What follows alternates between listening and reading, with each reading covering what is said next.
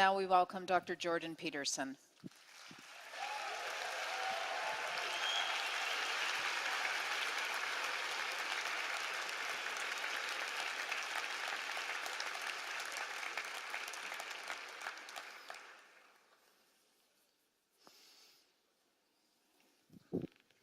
One of the things that's really struck me about intellectual life is how often we get the questions wrong.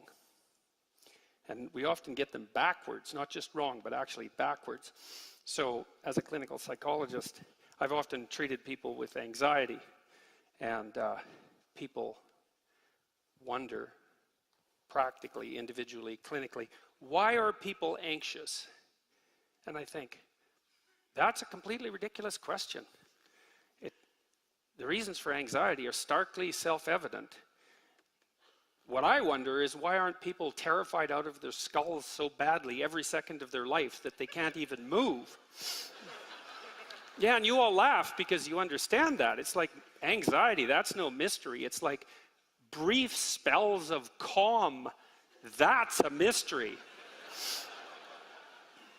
Okay, and a client will come to me and say, well, I'm procrastinating. Why do I procrastinate? It's like, no, that's a stupid question. It's easy just to sit there and do nothing. What's the mystery is why you ever get up and do anything difficult at all. Procrastination is the default. And psychologists ask, doctors ask, well, why do people take cocaine? It's like, no, it's it's the wrong question. The right question is, why not, like an addicted rat, don't you just take cocaine all the time until you die? That's the question. And this question about meaning is like that too. Is there meaning in life? That's a stupid question. And I'm serious about that. That's not a question you ever ask yourself if you're in pain, right? Because when you're in pain, you know that life has a meaning. It's the pain. And you can't argue yourself out of that meaning. And so, when we're asking whether or not life has meaning, that isn't what we mean. What we mean is, in the face of life's pain and suffering, does life have any positive meaning? And that is not the same question. Now, I'm going to leave that aside for a minute, and I'm going to tell you a little story. It's a little experiment. I remember in 1989, when the Berlin Wall fell down, there was a great celebration in Berlin, and the Berlin Philharmonic Orchestra played a part in it, and they came out to a section of the wall that had been knocked down, where there was a huge crowd, and played Beethoven's Ninth. And I remember watching that, the great third movement, the triumphant third movement, and it was so wonderful to see everyone there and hear this orchestra playing those unbelievably remarkable notes in triumph that this horror show had finally come to a halt. You can imagine someone critically minded and rational at an event like that, standing behind you as you're listening to the great strains of that symphony manifest themselves, tap you on the shoulder and say, well, you know, that symphony is going to end. What makes you think it has any meaning at all? It's like, well, how do you respond to something like that?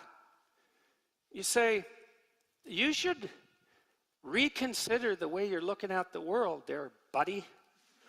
Because that's just not the right answer. It's just not the right question. It's like, the symphony has no meaning because it ends. Well, you're not paying attention to what's going on, if that's the way you think. Or maybe you're thinking too much. Yes, you're thinking too much and not paying enough attention. But it's more serious than that. And this ties in the issue of pain. Say, what does it all matter if in 10 billion years the earth is going to fall into, or the sun is going to expand and consume the earth? What difference does it make? And I would say, well, is that kind of answer you're going to give to a child that's in pain? That's your answer? It's like, hey, you've got the flu, you're anxious, you're having a nightmare, you're in terrible pain, but in 10 million years, who the hell's going to know the difference? Yeah, right, no kidding. Eh? It's like, you don't... If the question is, if that response is absurd in that situation, then it's an absurd response.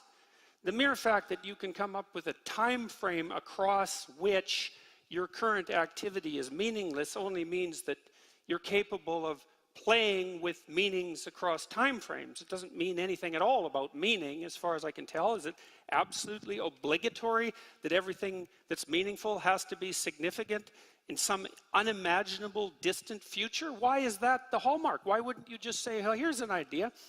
Why don't you stop conceptualizing your life across time frames that takes all the positive meaning out of them? How would that be for a suggestion?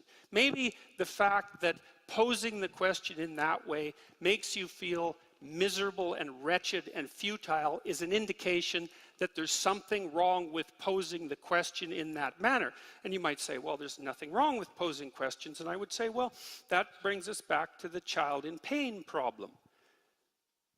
Sometimes there is a problem with posing questions in a certain way. And what difference is it going to make in 10 million years is not a sufficient response to someone who's suffering. And then you might say, well, we could expand that idea even. We could play with that idea of suffering. We could say, well, maybe it's a child in Auschwitz, you know, and the suffering isn't merely a consequence of an illness. Not that that's trivial, but the suffering is the consequence of conscious malevolence. How about that? And the purpose of the malevolence is just to make things worse. And to top it all off, because malevolence is a form of art, it's not only to make things worse, it's to make things worse in the worst possible imaginable way, which is basically to amplify the suffering of someone maximally innocent in the most pointless way possible. Well, what's your answer to that? It's like, in 10 million years, what difference is it going to make? Life is fundamentally meaningless? It's like, what kind of answer is that? It's an answer that shows that the framework within which that question is generated is invalid. That's what kind of answer it is.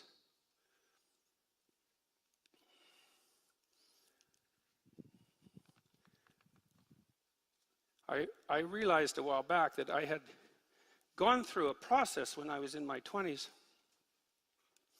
that was akin to something Descartes did. I'm not trying to compare myself to Descartes. But he was trying to look for something that he couldn't doubt. And the consequence of his search was, I think, therefore I am. Which I don't think is exactly a good translation of what Descartes meant. I think he meant something more like, I can't dispute the reality of my own consciousness. Something like that. And that's good. That isn't where I got to in my contemplations.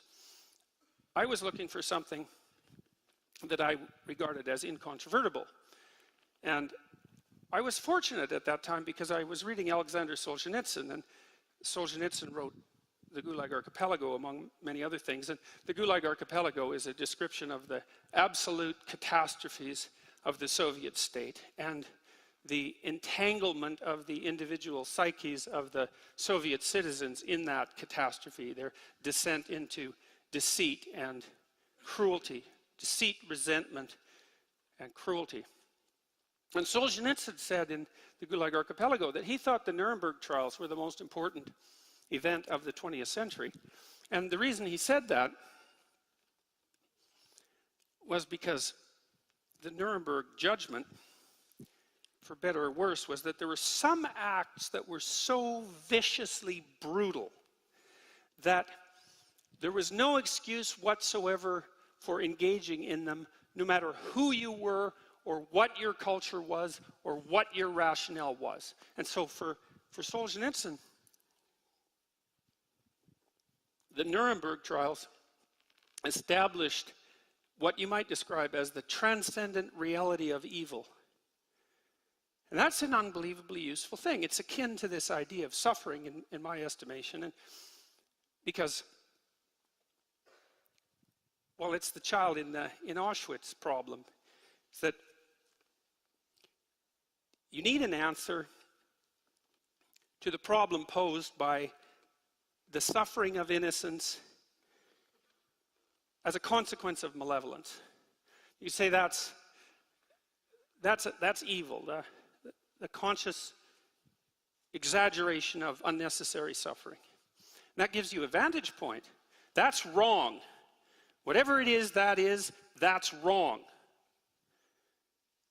Well, then you have a place to stand. You can say, oh, okay, now I know that there's something that's wrong. In a non-trivial way. In a way that can't be just dispensed with rational objections that emerge as a consequence of contemplation of the boundedness of life.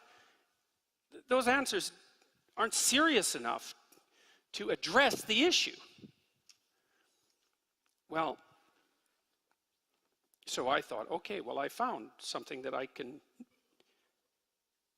grip onto or stand on without dispute. There are acts that are unquestionably evil. And that means that there are acts that are unquestionably good. Now, it doesn't mean that we know what they are, right? Because just because you know one pole of something doesn't necessarily mean you know the other.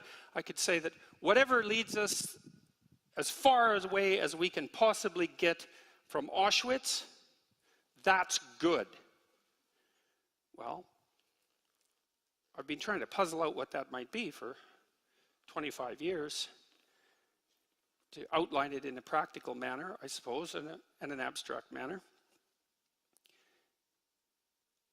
To understand if there's a root, a mode of being, let's say, that takes us away from undue suffering, but more than that, takes us away from undue suffering multiplied by malevolence. It's a fundamental existential problem of life. We all suffer. That's the meaning of life. We all suffer. The suffering is exacerbated by the malevolence in our hearts and the malevolence in the hearts of all of us. And the paramount issue that faces us is what to do about that. And the answer is, I think, live a life that manifests itself as meaningful. Because it seems to me that the meaning isn't a rational phenomenon. It's not something that you create. This is where Nietzsche, I think, got it wrong. He believed that as a consequence of the death of God, we would have to create our own values. We would have to become gods ourselves, so to speak. But I don't think that Nietzsche was right, because I don't think that we can create our own values. I think that we have to discover them. And I think that what we discover are eternal values. And I think that the eternal values that are discoverable are precisely the values that lead us away from the pathway to perdition that was characterized by places such as Auschwitz. And I also think that we all know this. Now, it's not that we can't question it, because we can question it. But the questioning is, in some sense, beside the point, like the person objecting to the grandeur of Beethoven's Ninth by pointing out that it's going to end. The questioning is beside the point. It's missing the point. I've studied a variety of great psychologists, Jean Piaget and Carl Jung and Freud and Carl Rogers, many of the great 20th century clinicians. And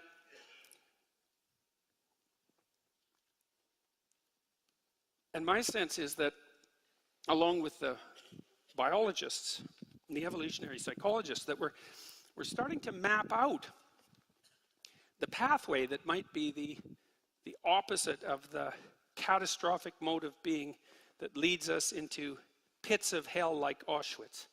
And that there's something genuinely real about it.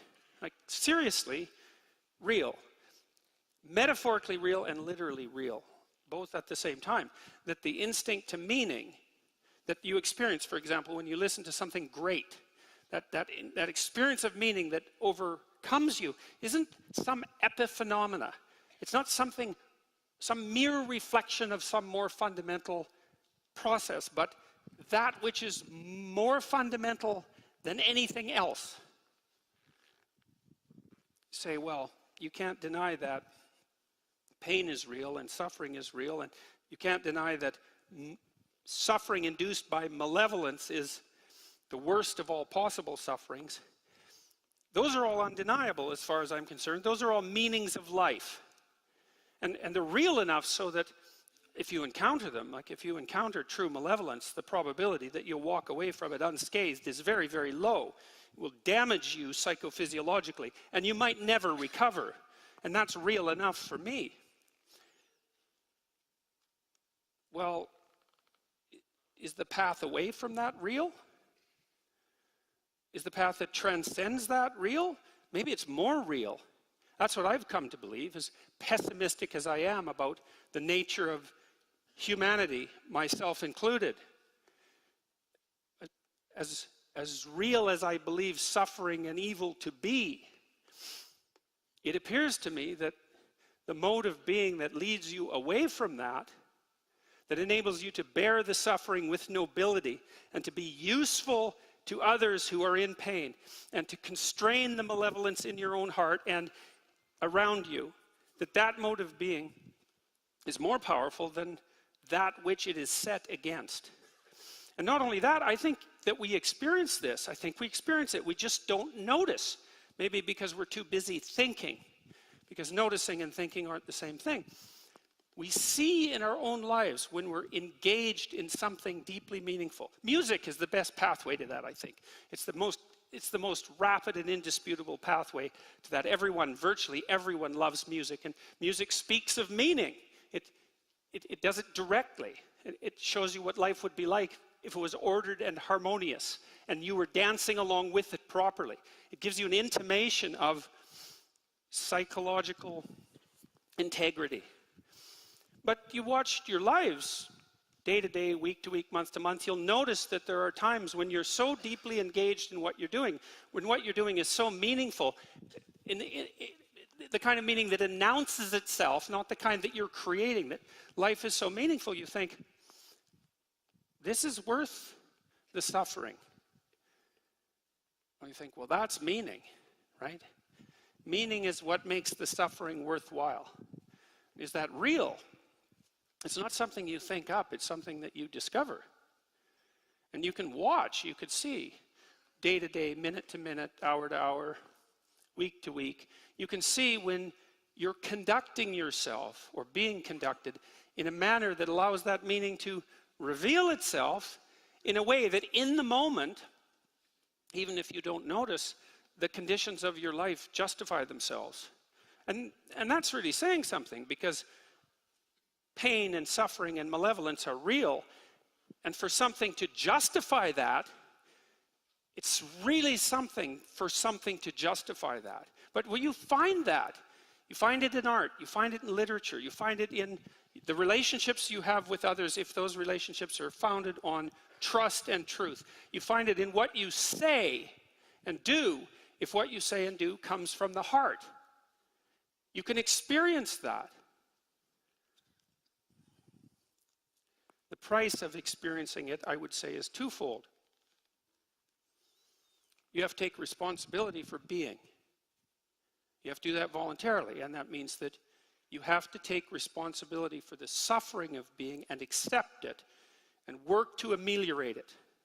And you have to do that voluntarily, and that's a barrier. I think very frequently that arguments like, well, what difference is it going to make 10 million years in the future, aren't hyper-rational objections to the nature of being itself, but hyper-rationalistic excuses for failing to bear the responsibility of living properly moment to moment and hour to hour.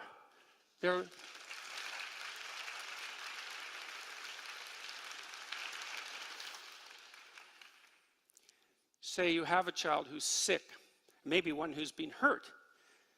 You say, well, What do you say or do in the face of that? Well, you say, hey, kid, I'm here with you. I'm here beside you. It matters what's happening to you.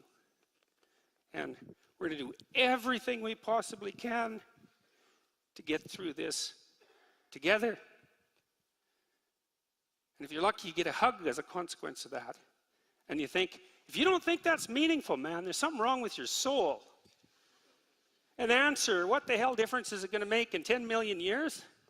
That's the devil himself speaking. Oh, that's good enough. So, thank you.